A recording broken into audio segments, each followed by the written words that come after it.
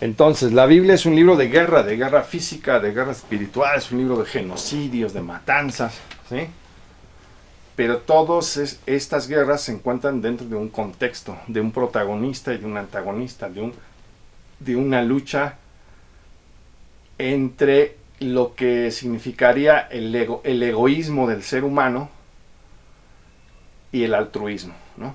Entonces, eh, hablando en sentido metafórico, Satanás y su eje, el eje del mal, representarían los que se ensalzan, y eso sería el eje del antagonista.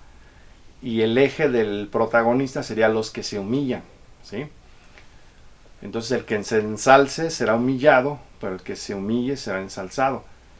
La descendencia de la serpiente simbólica, toda la línea de principio a fin se pasa asesinando, causando mártires y persiguiendo desde Abel, desde que Caín mata a Abel hasta Jesús, que es clavado en la cruz, y después de la resurrección de Cristo hasta el final de los tiempos, y ya al final se aplasta la cabeza de la serpiente.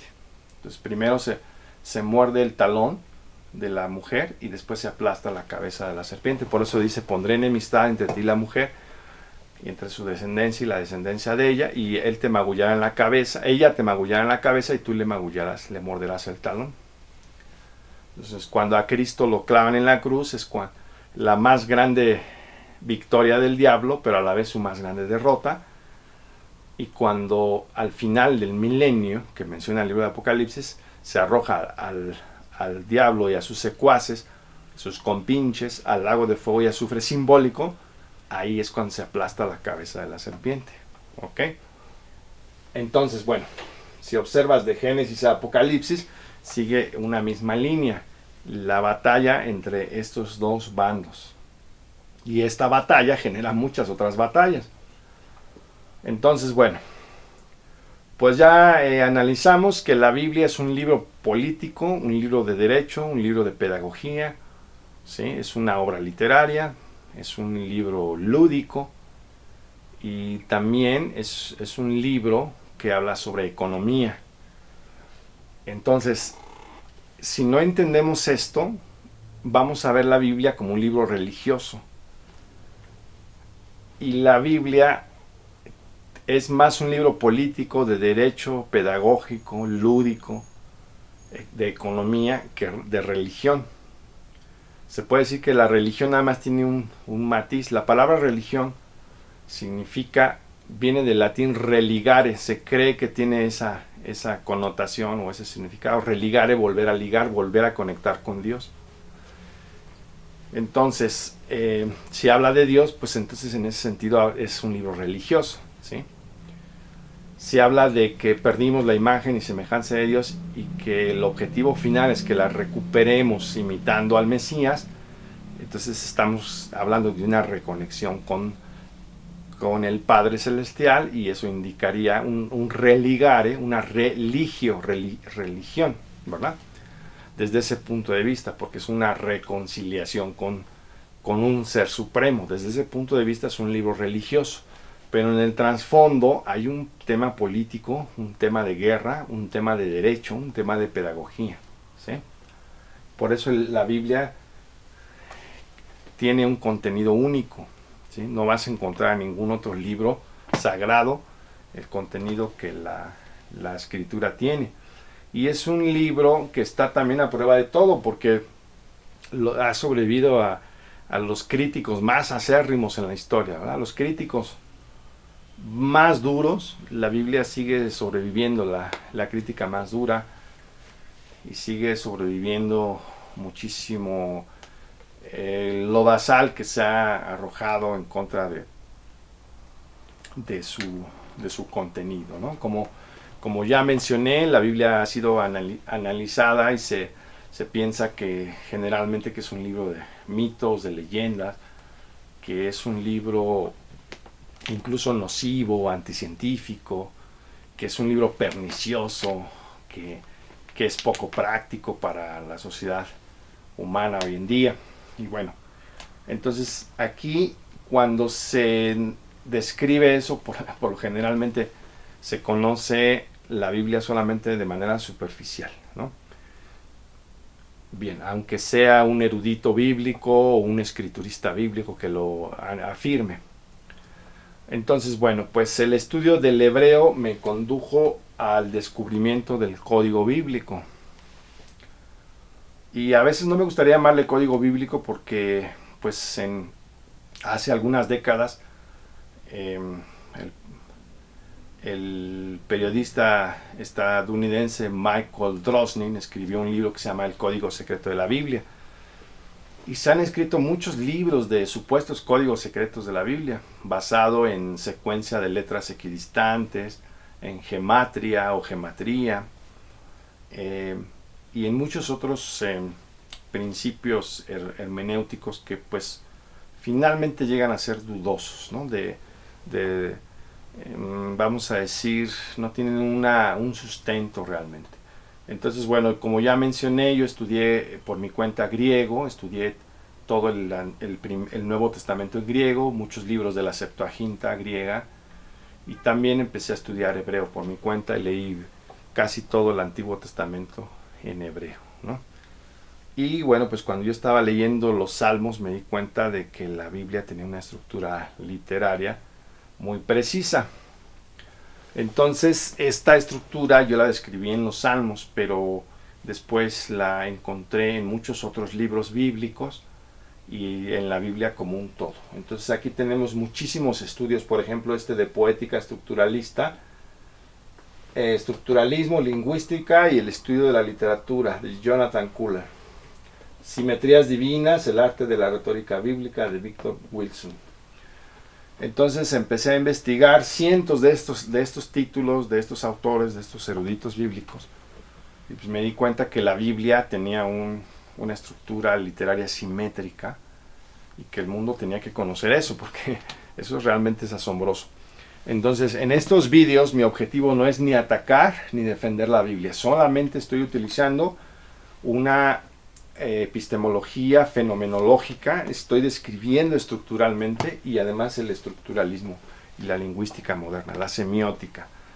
Entonces estoy utilizando herramientas especializadas, no pertenezco a ningún grupo religioso, ni perteneceré, ¿sí? Y no es mi objetivo predicar, ni pastorear, ni nada por el estilo. Simplemente soy un expositor de la estructura literaria de la Biblia, que como precisamente Northrop Frye, el gran crítico literario canadiense, la denomina, es el gran código, ¿sí? Y ya me acordé del poeta inglés, se llama William Blake. William Blake fue el que expresó que la Biblia es el gran código de la literatura inglesa y de la literatura universal occidental, porque muchos personajes bíblicos se repiten, o muchas estructuras o tramas bíblicas se repiten en muchas obras literarias de la literatura occidental e incluso oriental. Por eso le llamaron el gran código. William Blake acuñó el término The Great Code, el gran código, y Northrop Frye lo toma, y por eso empieza a dar clases de Biblia para que sus estudiantes en Canadá, los que estudiaban literatura inglesa, entendieran por qué la literatura inglesa se comportaba así, porque primero tenían que entender las estructuras literarias de la Biblia, ¿sí? Y las estructuras literarias de la Biblia todas se basan en simetrías, ¿sí? Por eso le llama aquí simetrías divinas. Lo que yo encontré es un conjunto de simetrías divinas. Por ejemplo, el versículo inicial de Génesis dice así, Génesis 1:1. El Génesis es el primer libro de la Biblia, como ya mencioné. En el principio creó Dios los cielos y la tierra. Bereshit bara Elohim haaretz hashamayim o hashamayim. La palabra bara, pues en hebreo puede significar crear, puede significar producir, etcétera, ¿no?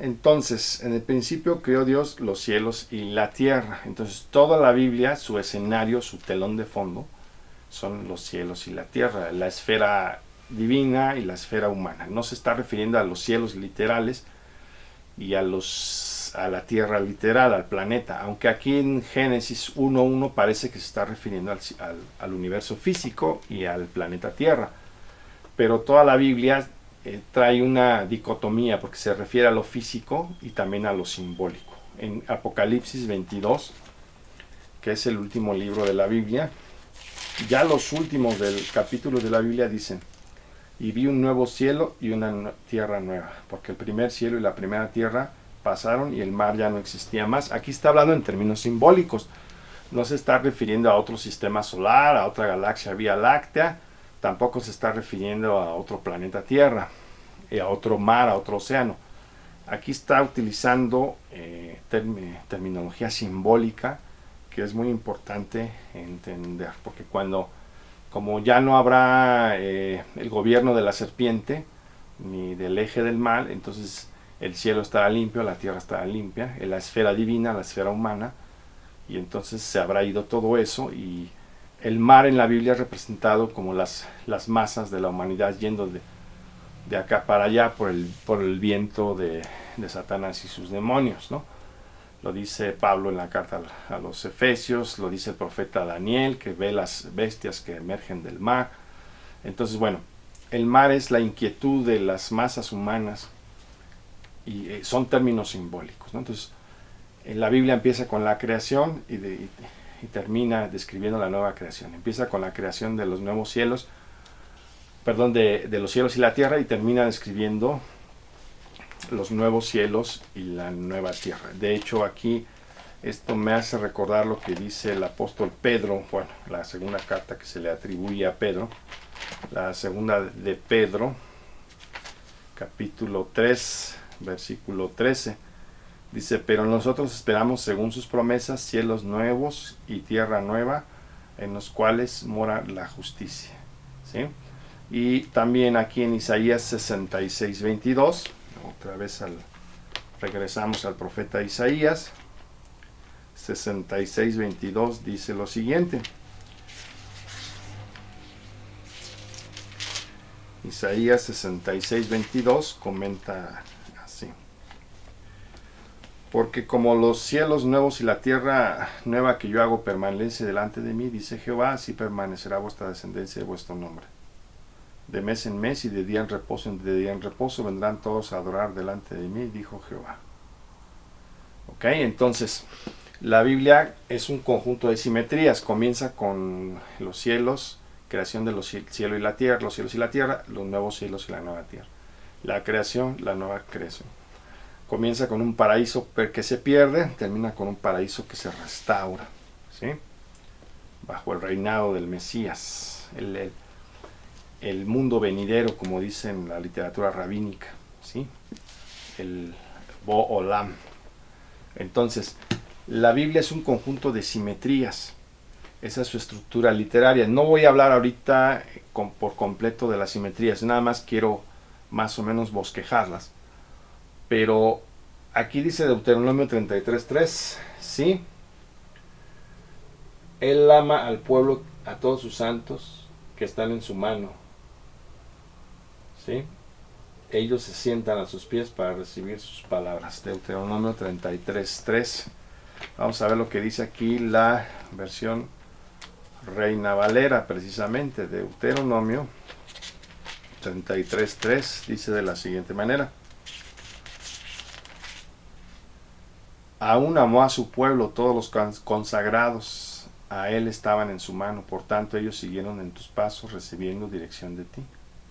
Bien, entonces, se han buscado códigos secretos sin éxito. Esta es la secuencia de letras equidistantes. Esto es muy popular en internet y en algunos documentales, ¿no? Entonces se dice que si trazas aquí una línea vas a encontrar códigos secretos en hebreo. Pero la realidad se ha demostrado que esto no tiene fundamentación realmente. Entonces aquí lo que yo aplico, aparte de la fenomenología de Husserl aplicada a la interpretación de textos escritos, de textos literarios, estoy aplicando el círculo hermenéutico. Es para considerar, para entender el todo de este libro hay que entender sus partes. Y para entender sus partes hay que entender el todo. Es un círculo de interpretación que pudiera parecer una tautología, pero realmente no lo es, porque primero viene una precomprensión, abordas el texto, luego viene una nueva comprensión. Y entonces este ciclo se repite, pero va generando una espiral, como dice Paul Ricoeur. Esto lo explicó el filósofo alemán Friedrich Schleiermacher en la Facultad de Teología de Berlín, de la Universidad Humboldt de Berlín en Alemania. Pero después Johann Gustav Droysen, otro filósofo y crítico literario alemán, dijo que no nada más era un círculo hermenéutico donde se comprenden las partes y el todo, sino este círculo podía crecer en círculos concéntricos. Eso lo dijo Johann Gustav Droysen. Y más tarde Paul Ricoeur, el filósofo francés, mencionó que esos círculos concéntricos más bien se convierten en una espiral, donde en cada ciclo, en cada vuelta, comprendes más y más y más y más. ¿Sí? Ese es el círculo o la espiral hermenéutica de nueva comprensión. Entonces, como ya te comenté, la Biblia se asemeja a un cubo mágico, ¿sí? A un cubo de Rubik, y no lo vas a poder entender si no entiendes el algoritmo. Así como no puedes armar el cubo de Rubik si no tienes el algoritmo, tampoco vas a poder entender la Biblia si no tienes su algoritmo en forma de X que mencioné antes en otro vídeo. Porque esa X representa un algoritmo. ¿Qué es un algoritmo? Pues es una secuencia ordenada de pasos para resolver un problema, ¿sí? Vamos a poner un ejemplo. Tú vas a cocinar un huevo, entonces desde que lo sacas del refrigerador, sería el primer paso. El segundo paso, poner la sartén en la estufa. Tercer paso, prenderle fuego. Cuarto paso, ponerle aceite. Quinto paso, romper los cascarones y vaciarlo en el sartén. Sexto paso, colocarle sal. Séptimo paso, bajarle la intensidad de la flama, ¿sí? El siguiente paso sería freírlo, y luego los pasos finales serían servirlo en el plato y finalmente comerlo, ¿verdad? Entonces esa secuencia, imagínate que 1000 personas la repiten tal cual, el paso A, el B, el C, el D, entonces están siguiendo un algoritmo, ¿sí?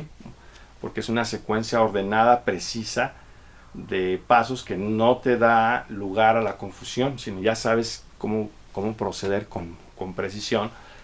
Y el input, la entrada del algoritmo, sería cuando lo sacas del congelador o del refrigerador o de la nevera. Y el output sería cuando ya terminaste de comértelo. Esa es la entrada y la salida del algoritmo, ¿sí? Entonces ya resolviste un problema que fue, en este caso, tu nutrición, tu apetito. Ya tienes un apetito satisfecho y resolviste un problema gracias a ese algoritmo. Entonces, quieres armar este problema del cubo de Rubik, requieres el algoritmo, ¿sí? Bien, la receta de cocina. Entonces hablábamos de que Paul Ricoeur te explica la espiral hermenéutica, ¿sí? La espiral hermenéutica es muy importante, y de hecho ya existe este libro que se llama Espiral Hermenéutica, sobre la interpretación de la Biblia, de Hermeneutical Spiral, ¿no? Entonces el círculo de considerar las partes y el todo a la luz de las partes y las partes a la luz del todo se convierte en una espiral hermenéutica. Y ya existen textos que te lo explican, como es este de Grant Osborne. ¿Ok? Bien, pues aquí le vamos a dejar con esta consideración, y solamente quiero mencionarte que Robert Lowth en 1797 fue un erudito bíblico, y con este erudito bíblico empieza una nueva era en los estudios bíblicos, que es la era estructural de los estudios bíblicos, que se ha tomado muy poco en consideración en las universidades, y también en las religiones organizadas, y que es muy importante considerarla, porque como ya mencioné, mi paradigma de abordaje a las escrituras también es estructuralista funcionalista. ¿Qué es la estructura? Bueno, pues es el armazón. Por ejemplo, un edificio tiene una estructura arquitectónica, porque si no el edificio perdería coherencia, perdería cohesión y se derrumbaría con cualquier movimiento telúrico, sismo, o no podría sostenerse. Entonces se requiere como un esqueleto, una estructura arquitectónica. Entonces la Biblia tiene una estructura arquitectónica también, y Robert Lowth fue uno de los primeros eruditos que empezó a describir esta estructura ya en 1797, a finales del siglo XVIII. Entonces, con Robert Lowth empieza toda una constelación de eruditos bíblicos a investigar el paralelismo hebraico, ¿sí? Isaac Newton, como ya te comenté, buscó el código bíblico durante más de 30 años, pero según algunos biógrafos, estudió la Biblia, Isaac Newton, durante más de 50 años, obsesionado por decodificarla, pero no pudo decodificarla. Y esta obra está considerada la obra científica más importante de todos los tiempos. Filosofía Naturalis Principia Mathematica. Los principios matemáticos de la filosofía natural. Porque en aquel entonces no se consideraba que Newton fuera un físico, sino un filósofo natural o un filósofo de la naturaleza. Aquí es donde describe las famosas 3 leyes de Newton, y donde describe la mecánica celeste. Por eso este texto está considerado la obra magna en la historia de la ciencia. Pues Newton trató de encontrar el código bíblico, pero no lo pudo lograr, ¿ok? Isaac Newton escribió más sobre la Biblia que sobre ciencia. Aquí puedes ver este libro que se llama Observaciones sobre las profecías de Daniel y el Apocalipsis de San Juan, en 2 partes por Isaac Newton, ¿sí? Es un comentario al libro de Apocalipsis y al libro del profeta Daniel en la Biblia. Y sus experimentos que hizo de óptica los realizó porque él quería entender el candelabro de 7 brazos del templo de Salomón. Muchos de sus adelantos científicos los realizó porque él quería entender el código bíblico. De esto te hablan una buena cantidad de biógrafos de Newton. Esto no lo estoy inventando, ¿sí? Miles de documentos de Newton escritos sobre un código bíblico, ¿sí? En la Universidad Hebrea de Jerusalén están, incluso se puede consultar vía internet en la página web de la Universidad Hebrea de Jerusalén. Entonces, aquí sucede que en Londres se subastó un baúl que había pertenecido a Sir Isaac Newton, y lo compró nada más y nada menos que John Maynard Keynes, o Keynes, el economista, la economía keynesiana. Y Keynes, cuando lo abre, se da cuenta que tenía una gran cantidad de documentos de búsqueda de un código bíblico, y también algunos documentos de alquimia, de la tabla esmeralda de Hermes, atribuida a Hermes Trimegisto, y algunos principios de teosofía de tipo Rosacruz, y de cuestiones así como esotéricas, ¿no? Entonces, pero Newton escribió mucho más sobre la Biblia que sobre ciencia. Y este otro erudito inglés, que fue Ethelbert William Bullinger, ya habían intuido el código bíblico en forma de X en el año de 1878. Y esta Biblia, que se llama The Companion Bible, algo así como el manual para entender la Biblia, en el último de sus apéndices describe ya el código, aunque de una manera un poco nebulosa y inexacta, pero ya lo intuye. Es el código en forma de X, que después te voy a explicar con mayor detalle. Entonces ya había aquí antecedentes de Robert Lowth, de Isaac Newton, de Bullinger, ¿sí? Es un teólogo anglicano. Y bueno, pues la Biblia es un libro asombroso, es un libro realmente asombroso, desde un punto de vista pedagógico, lúdico, político, de derecho, de economía. Incluso te puedo decir que la Biblia es un libro de medicina. ¿Sí? La Biblia contiene mucho material de medicina y muy importante y muy adelantado para su tiempo. También la Biblia es un libro de psicología, es un gran libro de psicología. Entonces, esta consideración te ayuda a ver más la Biblia desde una óptica menos escéptica, por un lado, y menos sacrosanta, por otro, menos dogmática y menos escéptica, ¿no? Entonces, el punto de vista, el punto medio kantiano, y pues es un libro realmente asombroso que ha sobrevivido a las batallas más duras, intelectuales, o que se ha querido destruir la Biblia desde hace siglos, en fin. Es un libro realmente asombroso. Y bueno, pues la estructura de la Biblia tiene esta estructura en forma de matrioshka. Es decir, una X chiquita contenida en una X más grande, y luego una más grande, y una más grande, y así sucesivamente. Entonces esto sería toda la Biblia. Y luego estos serían sus libros independientes, y luego sus relatos independientes, y luego hasta la frase pequeña, como esa que leímos de Mateo 23:12, el que se ensalza será humillado, y el que se humille será ensalzado. Entonces la frase pequeñita es una copia estructural de toda la Biblia. Mateo 23:12, el que se ensalza será humillado, y el que se humille será ensalzado. Y toda la Biblia tiene esa estructura, porque el antagonista comienza siendo ensalzado y termina siendo humillado, y el protagonista comienza siendo humillado y termina siendo ensalzado. Es una X. A esto en literatura, en teoría literaria, se le denomina estructura abismada o estructura en abismo, una historia dentro de otra. También es un algoritmo recursivo o recurrente, es un sistema literario fractal. Después de esto voy a hablar de esto. Entonces la Biblia, vas a encontrar la Biblia en conjunto, y cada uno de sus libros, cada uno de sus relatos, cada uno de sus capítulos, versículos, tienen una estructura fractal. La misma, tal como es la gota, así también es el océano, como decía el budismo, ¿sí? Y la esencia final de la Biblia es la recursividad.